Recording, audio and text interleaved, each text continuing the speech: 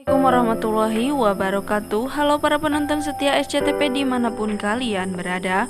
Kembali lagi bersama dengan Mimin di channel Suci Official, yang dimana di video kali ini Mimin akan mencoba membahas alur cerita sinetron pernikahan palsu yang tayang di SCTV. Tapi sebelum kita lanjut ke pembahasan videonya, alangkah baiknya kawan semua untuk tekan like, komen, dan subscribe. Dan jangan lupa untuk nyalakan lonceng notifikasinya agar kalian tidak ketinggalan video-video terbaru dari channel ini. Guys, di video kali ini tampak di sana Reval yang mengikuti kemana Nila pergi. Di sana tampak Reval menyamar dan memakai kacamata hitam, lalu ia membuntuti Nila sampai ke dalam kamarnya. Karena Nila tak bisa melihat, ia pun tak mengetahui bahwa ia berada di dalam kamar itu dengan Reval.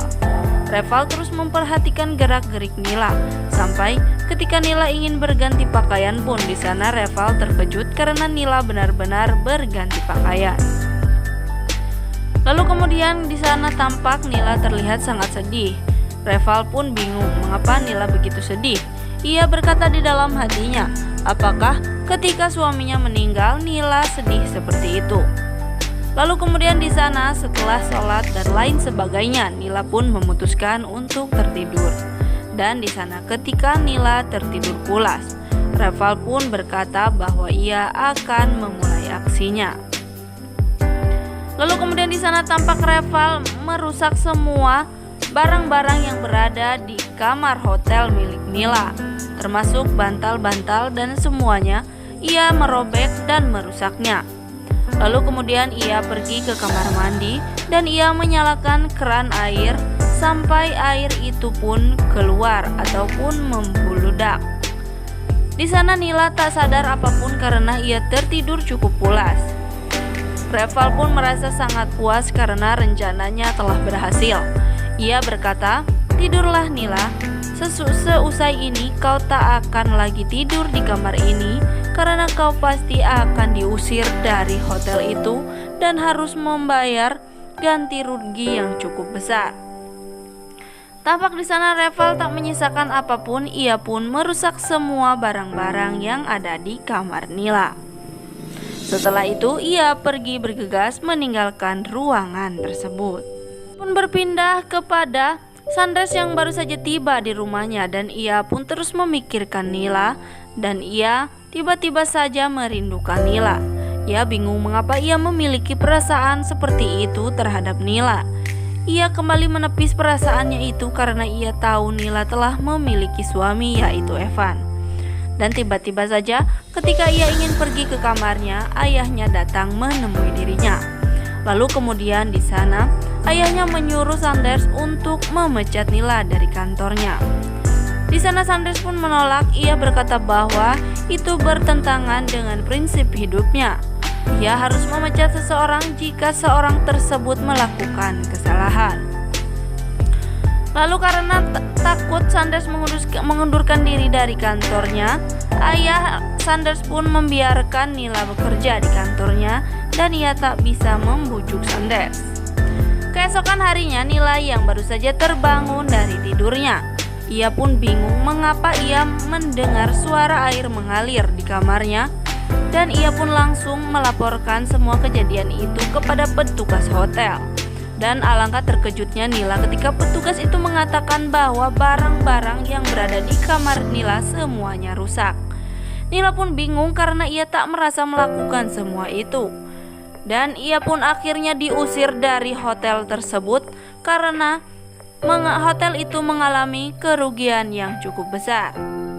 Setelah diusir oleh manajer hotel di sana, tiba-tiba saja Nila ditabrak ataupun diserempet oleh pengendara motor yang sangat cepat melaju di depan Nila.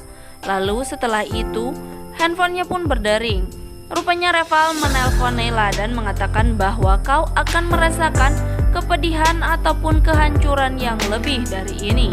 Dasar pengkhianat, ujar Reval. Di sana Nila pun bingung mengapa ada orang yang sangat membenci dirinya. Ia bingung karena ia memang tak memiliki musuh di Jakarta. Lalu kemudian Nila pun memutuskan untuk pergi ke kantor dengan membawa koper miliknya. Dan disampainya di kantor, di sana petugas kantor pun menanyakan akte nikah Nila. Karena Evan belum mengurus semuanya, Nila pun memberikan fotokopi ataupun kopian buku nikah miliknya. Dan si petugas itu pun berkata bahwa ini saja sudah cukup. Lalu kemudian di sana ketika petugas itu keluar dari pantry, ia pun bertemu dengan Aji. Aji pun tak sengaja menabraknya dan ia melihat kopian buku nikah Nila. Dan alangkah terkejutnya Aji melihat bahwa suami Nila itu mengapa sangat beda dengan yang ada di buku nikahnya.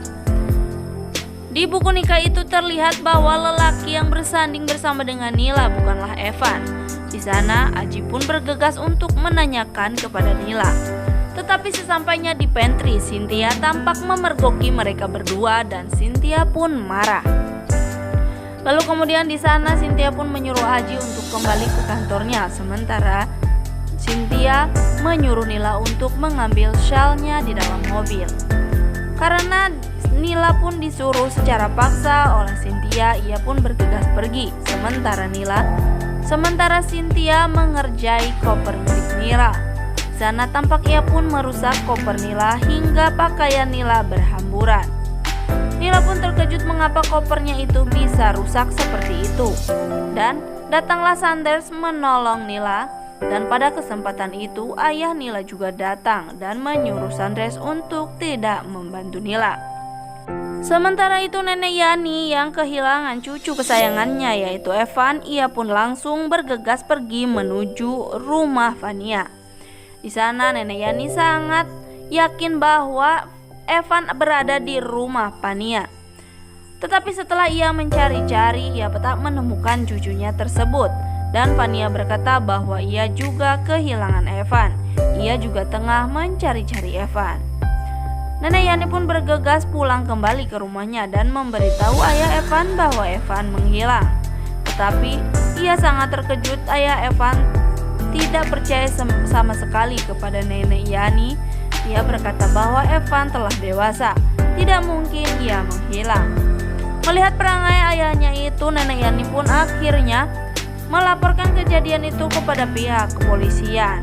Ia pun sebelum pergi ke kantor polisi menuju hotel di mana Nila menginap.